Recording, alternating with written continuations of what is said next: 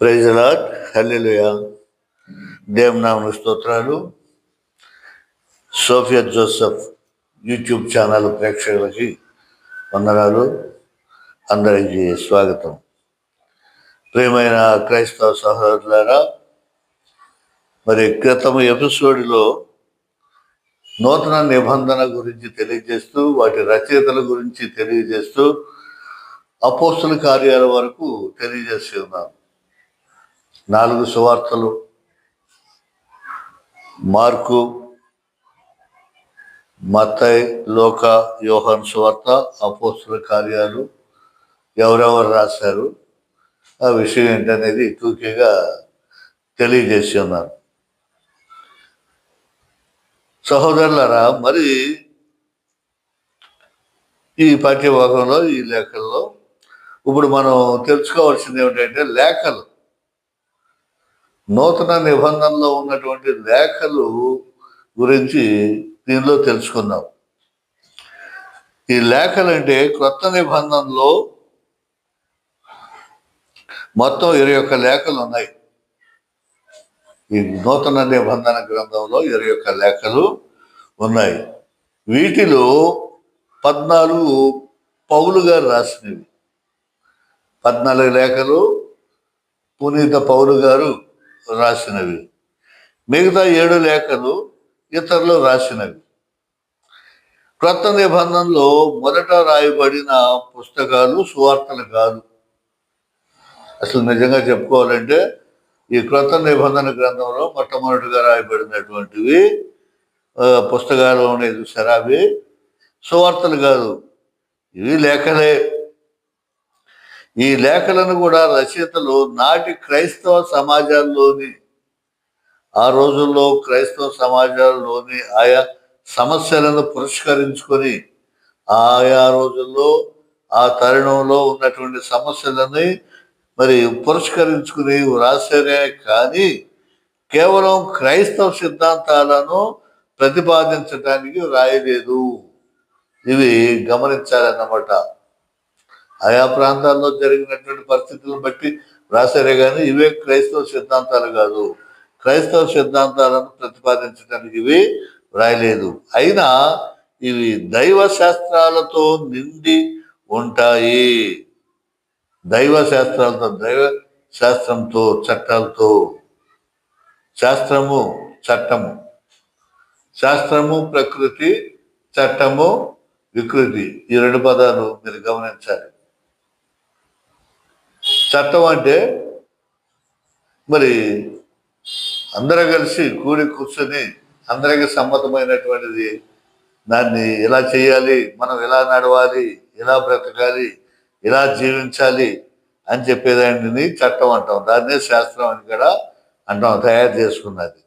ఇప్పుడు మన రాజ్యాంగంలో కూడా మరి చట్టాలు ఉన్నాయి కదా, చట్టం మీరి ఎవరు కూడా ఉండకూడదని చెప్పి చెప్తూ ఉంటారు. అవి సువార్తలు కథలుగా ఉండి సులువుగా అర్థమవుతాయి. ఈ సువార్తలు చదువుకుంటుంటే చిన్న చిన్న కథలుగా ఉండి అర్థం చేసుకుంటానికి ఎవరైనా చక్కగా ఆ ఉపమానాలు, కథలంటే ఉపమానాలు, ఉపమానాలతో కూడుకుని ఉంటాయి అన్నమాట. సామెతలతో, ఉపమానాలతో. ఉదాహరణ విత్తువాని ఉపమానం, ధనవంతుడు, లాజరు, మరి ఇవి ఉపమానాలతో నిండుకొని ఉంటాయి. కానీ లేఖలు శాస్త్రాలతో నిండి ఉండటం వల్ల అంత తేలికగా అర్థం కావు. ఈ లేఖలు ఏంటంటే శాస్త్రాలతో, శాస్త్రం అంటే మోసే ధర్మశాస్త్రం. బైబిల్లో మనం చెప్పుకోదగినటువంటిది ఏంటంటే మోసే ధర్మశాస్త్రం. ఈ ధర్మశాస్త్రం ఎక్కడి నుంచి వచ్చింది? మరి యెహోవా దేవుని వల్ల వచ్చింది. 10 కమాండ్మెంట్స్, 10 ఆజ్ఞలు. ఆ 10 ఆజ్ఞల తర్వాత సీనాయి పర్వతం మీద యెహోవా దేవుడు మోషేకి ఇచ్చినటువంటి ఆజ్ఞలు, అవే శాస్త్రాలు, చట్టాలు. ఎలా నడవాలి నా ప్రజలారా, ఎలా బ్రతకాలి, ఎలా జీవించాలి, మరి ఇవన్నీ కూడా చట్టం అన్నమాట. ఈ చట్టాలు శాస్త్రాలతో ముడిపడి ఉంటాయి అన్నమాట. కానీ వీటిని అర్థం చేసుకుంటేనే క్రైస్తవ వేద సత్యాలు చాలా లోతుగా తెలుస్తాయి. వీటిని మనము జాగ్రత్తగా చదివి పరిశీలించి అర్థం చేసుకుంటేనే మనకి లోతుగా మరి తెలుస్తాయి అన్నాడు. సత్యాలు క్రైస్తవ వేద సత్యాలు, వేద సత్యాల వేదం ఇది వేదం. మునుపు చెప్పాను నేను, వేదాంతం అది. ఈ వేదాంతం అంత తేలిగ్గా, ఈ వేదాలు అంత తేలిగ్గా మనకి అర్థం కావు. జాగ్రత్తగా క్షుణ్ణంగా చదివితేనే ఈ వేదాలు, వేదం అంటే దేవుని యొక్క సత్యాలు, దేవుని యొక్క మాటలు, దేవుని యొక్క మర్మాలు మరి తెలుస్తాయి. అందుకనే క్రైస్తవ సహోదరులారా, మరి 2000 సంవత్సరాలు అయిపోయినా బైబిల్లో ఉన్నటువంటి సత్యాలు ఒక్కొక్కరికి ఒక్కొక్క విధంగా అర్థమవుతూ ఉంటాయి. ఒక్కొక్క బోధకుడు ఒక్కొక్క విధంగా దీన్ని మళ్ళించి తిప్పించి మరి చెప్తా ఉంటాడు. అసలు సత్యం అనేది ఎవరికైనా అర్థం చేసుకోవటం, అర్థం అవటం అనేది చాలా కష్టం. అది అర్థం కావాలంటే ఆత్మతోనే, సత్యముతోనే అర్థం కావాలి. ఆత్మీయంగా జీవిస్తేనే, పరిశుద్ధాత్మ దేవుడు మనలో నివసిస్తేనే అది సత్యం అనేది మనకి అర్థం అవుతుంది.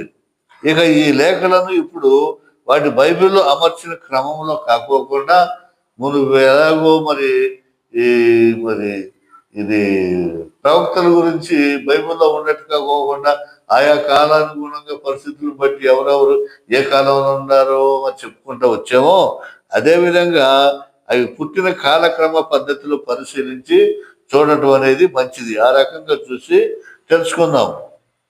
ఇక ఆ రకంగా చూసి మనం తెలుసుకున్నట్లయితే మొట్టమొదటిగా చెప్పుకోదగినటువంటి తెస్సలోనియులకు రాసినటువంటి 2 లేఖలు, పరిశుద్ధ పౌలు గారు తెస్సలోనియులకు రాసినటువంటి 2 లేఖలు. ఇవి క్రొత్త నిబంధన పుస్తకాల్లోకెల్లా మొదటి రచనలు. ఈ ప్రప్రథమ రచనలు నూతన నిబంధనలు. పౌలు గారు వీటిని క్రీస్తు శకం 50లో రాశారు. పునీత పౌలు గారు వీటిని సుమారు క్రీస్తు శకం 50లో రాశారు. పౌలు తెస్సలోనికలో క్రైస్తవ సమాజాన్ని స్థాపించాడు. మొట్టమొదటిగా తెస్సలోనికలో క్రైస్తవ సమాజాన్ని మొట్టమొదటిసారిగా అక్కడ స్థాపించాడు. స్థాపించినాక అక్కడ వేదహింసలు ప్రారంభమయ్యాయి. అక్కడ హింసించడం, ఎవరైతే మరి క్రీస్తు ప్రభువుని నమ్ముకుని ఉంటారో, క్రైస్తవుడుగా జీవించాలని చెప్పేసి సిద్ధాంతాలు మరి వాటి ప్రకారం జీవించాలని ఉన్నారో వాళ్ళని హింసించడం మరి ప్రారంభమయ్యాయి. శ్రమలు, హింసలు ప్రారంభమయ్యాయి. కనుక అతడు తెస్సలోనిక పౌరులను నిలకడలో ఉండమని, నిలకడగా ఉండండి, చెదిరిపోవద్దు, బెదిరిపోవద్దు, ప్రభువునందు నిలకడగా ఉండి, ఎన్ని సరైపోతే ప్రభు చూసుకుంటాడని చెప్పి తొలి లేఖలో హెచ్చరించాడు. మొట్టమొదటి లేఖలో హెచ్చరించాడు. ప్రభువు 2వ రాకడ కొరకు వేచి ఉండమని కూడా చెప్పాడు. ప్రభువు రాకడ వస్తుంది త్వరలో, మనందరికీ మరి మన ఆత్మలకు మంచి జీవితాన్ని ఉంటుందని చెప్పేసి కూడా చెప్పాడు. మొట్టమొదటి లేఖలో ఏది తెస్సలోనికులు 2 లేఖలు రాశాడు కదా. మొదటి లేఖలో ఇలా చెప్పాడు, వేచి ఉండమని చెప్పాడు. ఇక 2వ లేఖలో తెస్సలోనీయులు క్రీస్తు త్వరలో ఏం చేస్తాడన్న భావంతో పని పాటలను మానివేయకూడదని హెచ్చరించాడు. సరే, మొదటి లేఖలో ఏం పర్వాలేదు, ప్రభు వస్తాడు, మనకి మంచి రోజులు వస్తాయి, మనం సంతోషంగా తేలిగ్గా జీవిస్తామని మొదటి లేఖలో చెప్పి 2వ లేఖలో ఏం చెప్తున్నాడంటే ప్రభు వస్తాడు, మనకి ఏం బాధ లేదు, అన్ని ఆయనే చూసుకుంటాడని చెప్పి పని పాట లేకోకుండా తిరగమాకండి, ఎవడి పని వాడు చేసుకుంటా ఉండండి, బ్రతకడానికి, భుక్తికి, జీవనోపాధికి, మరి భోజనానికి ఇవన్నీ కూడా మనం కష్టపడితేనే మనకి వస్తుంది. కాబట్టి మీరు పని పాటలు లేకుండా తిరగకుండా ప్రభువా ప్రభువా, దేవుడా దేవుడా, యేసయ్యా యేసయ్యా, వచ్చి ఇదిగో నాకు డబ్బులు ఇచ్చేయి, నాకు బిల్డింగులు ఇచ్చేయి, లేకపోతే నాకు అవి ఇవి అని చెప్పేసి మరి కొంతమంది అచ్చంగా ప్రభు మీదే ఉండేసి చాలా దెబ్బతినేవాళ్ళు ఉన్నారు. అదంతా ఎందుకు? జ్వరం వచ్చినా, తలకాయ నొప్పి వచ్చినా, లేదా పెద్ద జబ్బు చేసినా కనీసం వైద్య చేయించుకోరు, బిడలు వేసుకోరు. అదిగో నా దేవుడు తగ్గించేస్తాడు, దేవుడు స్వస్థత ఇస్తాడు, ప్రభువా ప్రభువా అని చెప్పేసి ఆ రకంగా మొండితనంగా ఉండి చనిపోయినటువంటి వారు చాలా మంది ఉన్నారు. మొండితనంగా. ప్రభువు ఏం చెప్తున్నాడు? భూలోకంలో సర్వం ఆయన ఇచ్చాడు, ఔషధాలు ఇచ్చాడు, ఔషధ మొక్కలు ఇచ్చాడు, అన్ని సమస్యలు ఇచ్చినప్పుడు మరి డాక్టర్లోనే ఆయనే సూచిస్తున్నాడు, వైద్య శాస్త్రం ఆయన ఇస్తున్నాడు, అన్ని తెలియజేస్తున్నాడు. కాబట్టి అవి చేయించుకోవాలి. దేవుని యందు విశ్వాసం నమ్మకం ఉంచుకుని ప్రార్థన చేసుకుంటే మనకి స్వస్థత అనేది చేకూరుతూ ఉంటుంది. అంతేకనుక దేవుడు డైరెక్ట్ గా మనకి 4 గదుల్లో కూర్చొని ప్రార్థన చేసుకుంటే ప్రభు నా జబ్బు తగ్గించు, నా రోగం తగ్గించంటే డైరెక్ట్ గా తగ్గిస్తాడని చెప్పేసి మరి మోసపోవటం అనేది చాలా తప్పు. సరే తగ్గిస్తాడు, ప్రభు జీవించినటువంటి కాలంలో చేశాడు, ప్రభుకైతే శక్తిని చేశాడు, శిష్యులు చేశారు. మరి ఏమంటున్నాడు? నమ్మమంటున్నాడు, విశ్వసించడం అంటున్నాడు. నమ్ముతావా? విశ్వాసం ఉందా? సరే జ్వరం వచ్చింది, లేకపోతే ఇంకొకటి ఏదో వచ్చింది, జబ్బు చేసింది, ప్రభువా ప్రభువా ప్రభువా ప్రభు అంటున్నావు. ప్రభు వచ్చి నీకు నయం చేస్తాడు అనుకుంటావు. నమ్ముతున్నావా? నమ్మంట. మరి కళ్ళు తెరిచి వచ్చాడా లేదా ప్రభు? నా జ్వరం తగ్గిపోయిందా లేదా? నాకు స్వస్థత వచ్చేసిందా లేదా? నా కడుపు నిండిపోయిందా లేదా? నాకు ఆకలి తగ్గిందా లేదా? నా కుండలోకి అన్నం వచ్చేసిందా? డ్రమ్ములోకి బియ్యం వచ్చేసిందా? ఇవి వచ్చినాయా అవి వచ్చినాయా? నన్ను కళ్ళు తెరిచి అటు ఇటు చూసుకుంటా. అది నమ్మకం. అదేనా నమ్మకం? అదేనా విశ్వాసం? అలా ఉండొద్దు అని చెప్తున్నాడు, హెచ్చరించాడు. విశ్వాసులు సోదర ప్రేమతో జీవించాలని బోధించాడు.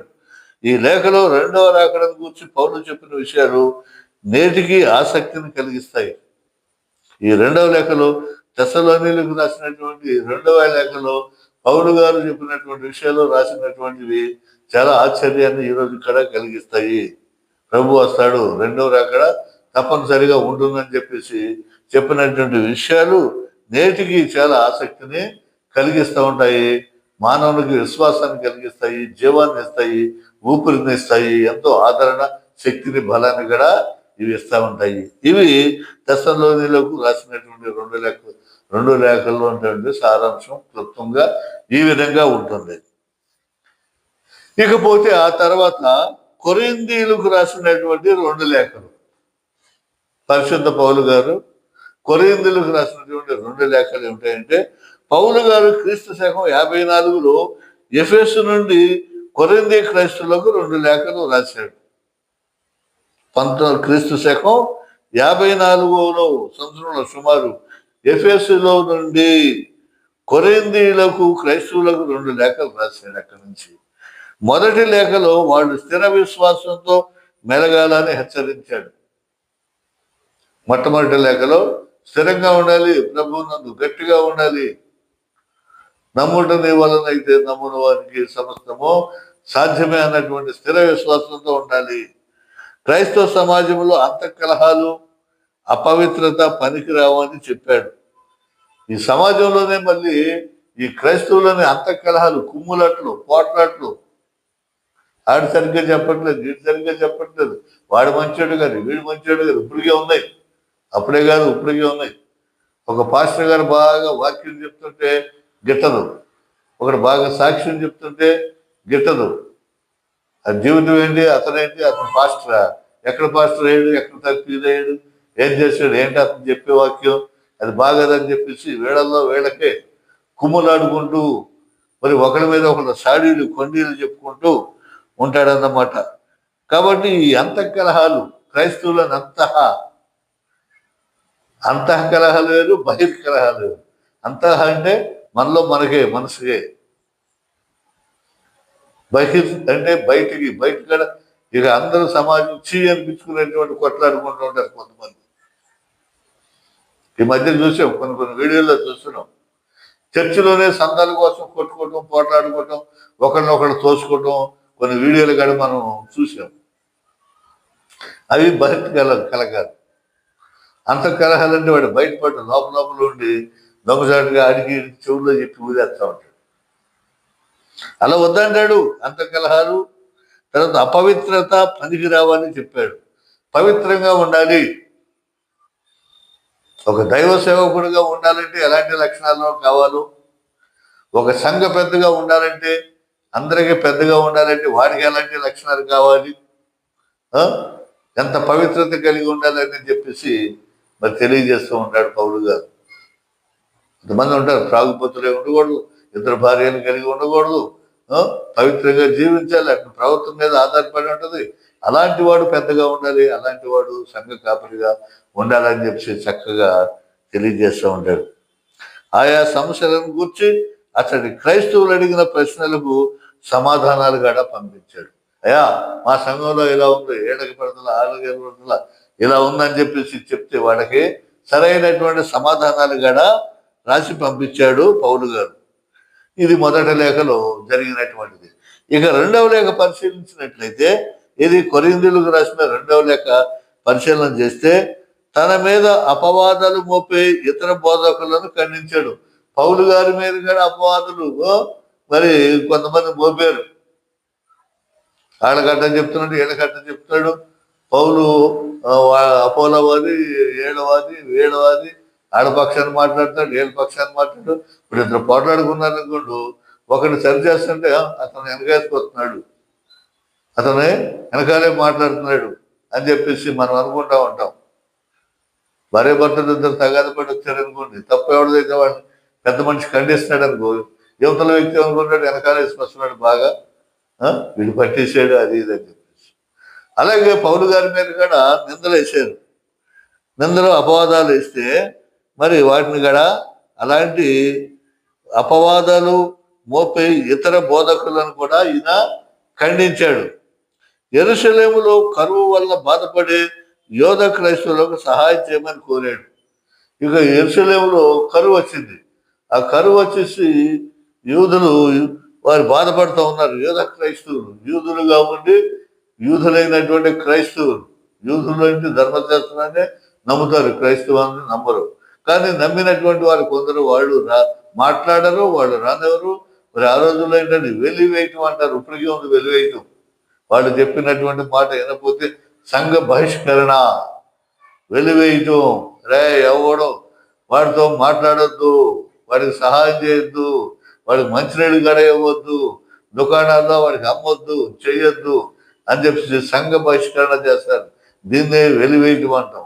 ఎవడన్నా వాడితో మాట్లాడితే మళ్ళీ వాడిని వెళ్ళేస్తారు. అది భయంతో ఎవరు కూడా వాడంటేనే దూరంగా పారిపోతూ ఉన్నాడు. కుష్ఠరోగి రోగిని చూస్తే ఎలా భయపడి పారిపోయేవాళ్ళు ఆ రోజుల్లో, ఆ రకంగా చేసేవాడు. అలా యూదులుగా ఉండి క్రైస్తవులుగా మారినటువంటి మరి వారికి కూడా సహాయం చేయమని కోరాడు. ఈ రెండు లేఖలు పౌలుకి అతని క్రైస్తవులకు ఉండే వ్యక్తిగతమైన సంబంధాలు చాలా తెలియజేస్తాయి. ఈ మొదటి లేఖ, రెండవ లేఖ, కొరింథీయులకు రాసినటువంటి ఈ రెండు లేఖలు కూడా పౌలు గారికి అతని క్రైస్తవులకు ఉండే వ్యక్తిగతమైన సంబంధాలు చాలా వరకు తెలియజేస్తూ ఉంటాయి అన్నమాట ఈ రెండు లేఖల్లో.